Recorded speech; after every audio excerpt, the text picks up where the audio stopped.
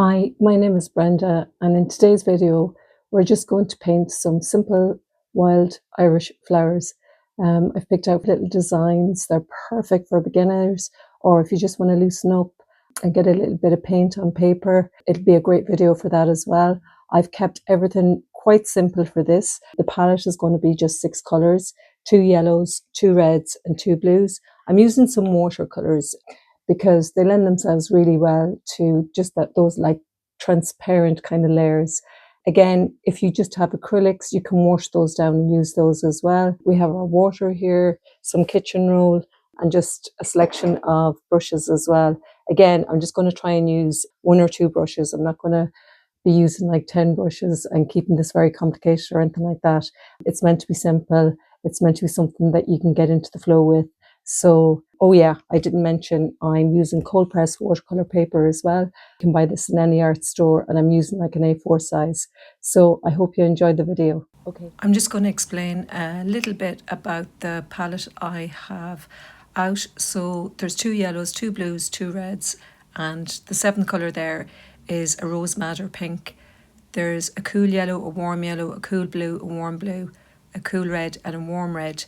And these will give me a variety of different colours. If I mix a blue and a yellow, I can get green. And if I mix a red and a blue, I can get purple. If I wanted an orange, I could mix a yellow and a red. So this gives me a wider variety of colours that I can mix when I'm painting the flowers. I'm starting off with a buttercup here. I'm keeping the shapes really simple.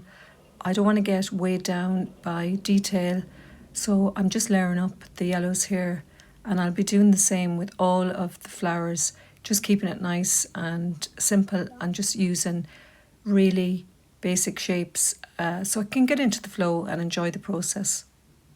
I'd just like to mention as well, I'm using some photographic references for the little wildflowers. If you have any photographs yourself that you've taken while you're on a walk or from your garden, or you've picked some photographs out of magazines, these can be starting points for you as well.